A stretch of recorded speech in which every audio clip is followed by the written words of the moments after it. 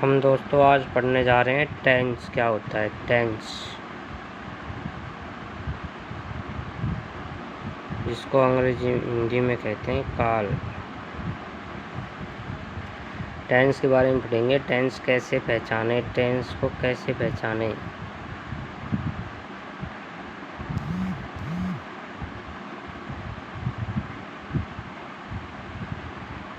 कहाँ होता है टेंस। सेंटेंस बनाने के लिए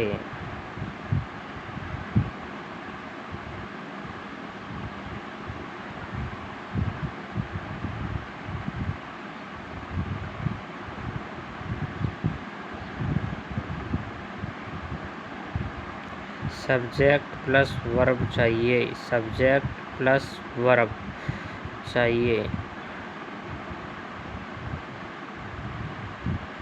सब्जेक्ट प्लस वर्ब, कर्ता और क्रिया।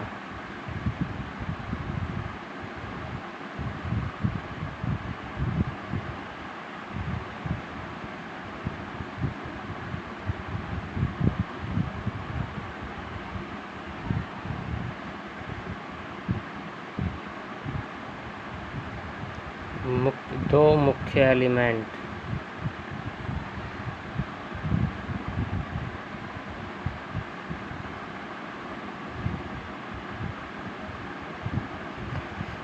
सब्जेक्ट और वर्ब। कैसे कि सब्जेक्ट कोई नाउन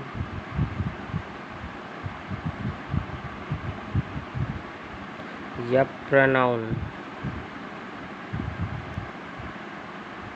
दोनों में से कोई भी बन सकता है। सब्जेक्ट कौन बनेगा, या तो नाउन हो या प्रोनाउन। संज्ञा, नाउन यानी संज्ञा, और प्रोनाउन यानी सर्वनाम, दोनों में से कोई चाहिए जो सब्जेक्ट बनेगा।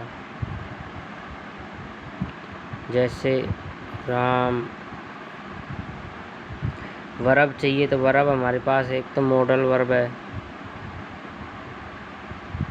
हेल्पिंग वर्ब है 24, और लेक्सिकल वर्ब है।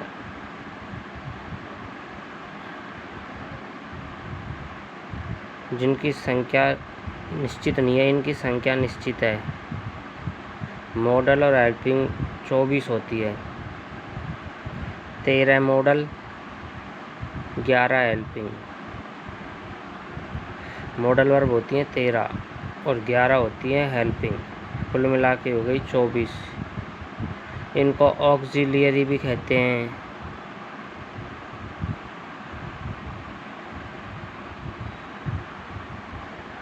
लेक्सिकल है जिनकी संख्या निश्चित नहीं है, ये लिमिटलेस है।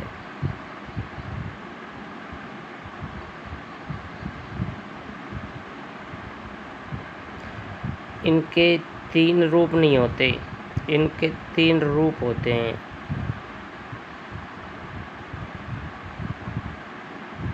First form, second form, third form इनके नहीं होते। इनके 3 रूप चलते हैं। गो, वेंट, गोन। कम, केम, कम। सी, सा, सीन। Laugh, laughed, laughed. तो हमने एक उदाहरण लिया राम। अब टेंस में हम देखेंगे कौन से टेंस में बनाना चाहते हो। टेंस की संख्या 12।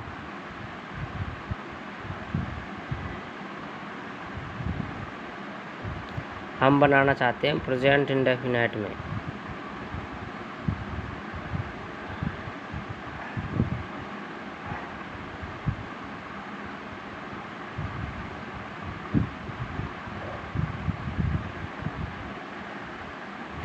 प्रेजेंट इंडेफिनिट में क्या होता है,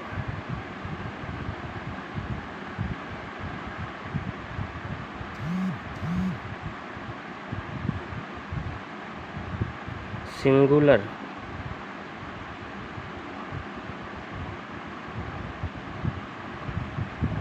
सब्जेक्ट के साथ, सिंगुलर वर्ब, एक वचन क्रिया।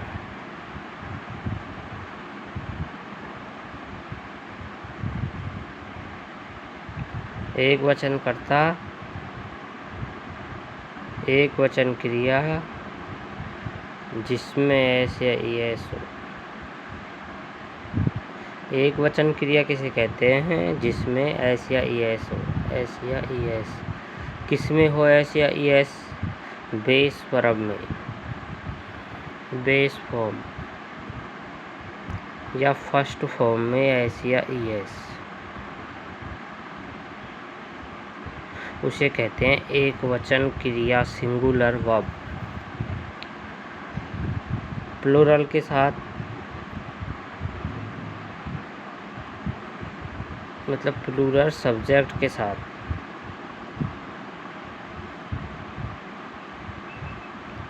एस या ईएस नहीं,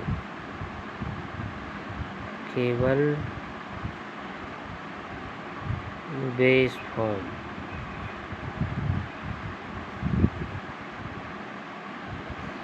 या फर्स्ट फॉर्म, इसको कह सकते हैं हम फर्स्ट फॉर्म, बेस फॉर्म को फर्स्ट फॉर्म।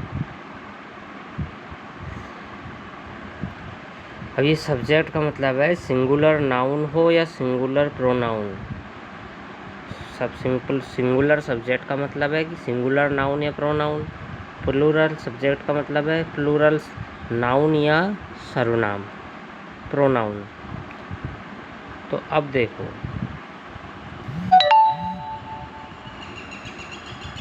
राम, हमने ली लव।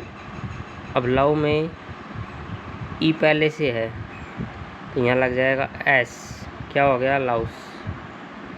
राम लव्स किसको करता है? कोई व्यक्ति है, कोई लड़की है। मान लो कोई लड़की है तो लड़की के लिए हम नाम लिखेंगे तो राम लव्स राधा।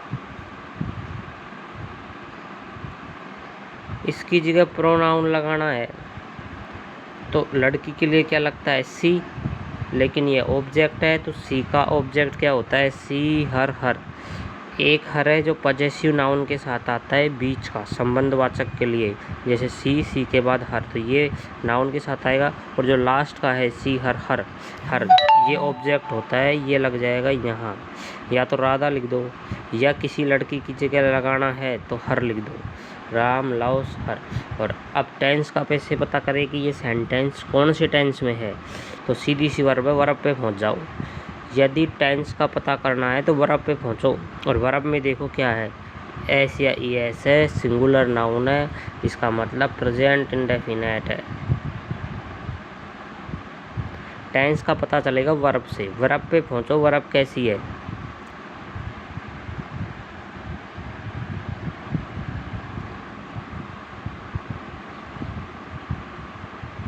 दे लव। अब यहाँ एस या ई, यहाँ ई तो रहेगा क्योंकि बेस फॉर्म है, तो बेस फॉर्म तो ऐसे कैसी रहेगी? क्योंकि प्लूरल है, बहुवचन करता तो बहुवचन वर्ब, कुछ नहीं लगेगा। दे लव हस, क्योंकि वी और हस, वी का ऑब्जेक्ट होता है हस, वी का ऑब्जेक्ट, तो ये लगेगा अस। दे वे हमसे प्यार करते हैं, दे लव अस। यहाँ एस या ई एस नहीं लगेगा क्योंकि बहुवचन कर्ता के साथ केवल बेस फॉर्म आती है।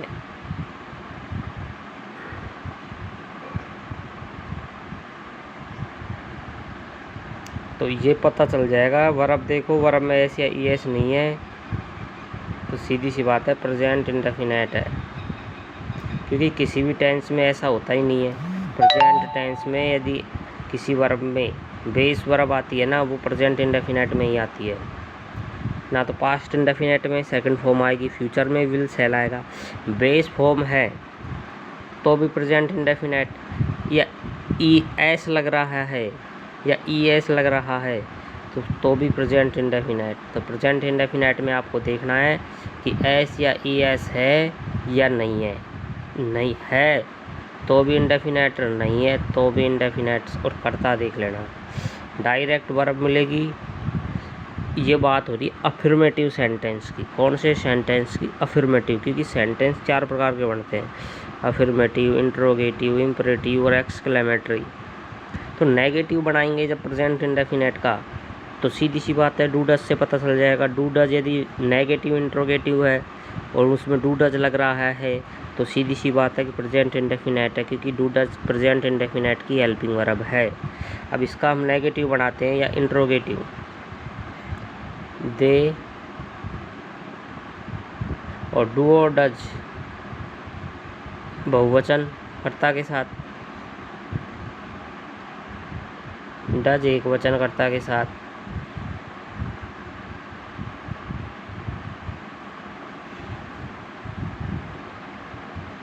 दे अब बहुवचन है, डू लगा दो। नेगेटिव नॉट, और ये लव में एस या ई एस लगेगा ही नहीं, क्योंकि दे के हिसाब से डू आ गया। अब यहाँ ना तो कोई एस लगा सकते ना ये ऐसे कि ऐसे बेस वर्ब रहेगी, क्योंकि इसमें टेंस नहीं है, टेंस यहाँ है। दे और डू इसमें टेंस होता है, सब्जेक्ट प्लस वर्ब में टेंस होता है। टेंस का मतलब यही है कि जो वर्ब टेंस के हिसाब से आती है, डू आई है दे के हिसाब से, इसी को टेंस कहते हैं। तो पीछे जो वर्ब आएगी दोबारा उसमें किसी प्रकार का टेंस नहीं होता। वो किसी भी टेंस में यदि कोई वर्ब, ये मेन वर्ब है, ये मेन वर्ब है, ये हेल्पिंग वर्ब का है, लेकिन हेल्पिंग वर्ब भी टेंस बना सकती है और मेन वर्ब भी टेंस बना सकती है। यहाँ हेल्पिंग वर्ब टेंस बना रही है, मेन वर्ब ऐसे फर्स्ट फॉर्म में ही रहेगी, केवल बेस फॉर्म में रहेगी, क्योंकि इसमें बदलाव हो ही नहीं सकता। ये दे के हिसाब से डू आ गया। दे डोंट लव हस। अब इंट्रोगेटिव बनाना है, ये हो गया नेगेटिव सेंटेंस, नकारात्मक वाक्य।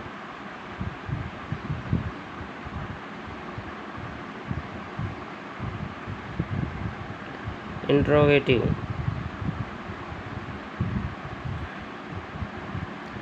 टू पहले आ जाएगा। दे लव हस। अब यहाँ दे के हिसाब से लव में कुछ नहीं होगा, क्योंकि दे के हिसाब से डू चल रहा है। डू को हमने आगे रख दिया क्योंकि ये इंट्रोगेटिव है, ये इंट्रोगेटिव है, प्रश्नवाचक है। तो ये डू दे के हिसाब से तो डू रखा है हमने। यहाँ मान लो सिंगुलर होता ही, हम रखते डज, तो टेंस यहाँ बन रहा है, इधर टेंस ये बन रहा है, इसमें टेंस नहीं बन रहा, ये बेस फॉर्म में आएगी। चाहे किसी भी टेंस की बात करेंगे, जब सब्जेक्ट जिस वर्ब के साथ क्या करेगा, एग्रीमेंट, तो वो वर्ब ही टेंस कहलाती है। वो वर्ब टेंस के हिसाब से आती है कि सिंगुलर है तो सिंगुलर, प्लूरल है तो प्लूरल। बाद में आने वाली वर्ब अपने हिसाब से आएगी जो निर्धारित है टेंस के हिसाब से। यहाँ बेस फॉर्म ही आएगी क्योंकि टेंस यहाँ है। वीडियो समझ में आई हो तो लाइक सब्सक्राइब शेयर ज़रूर करें और रेगुलर देखते रहे डेली।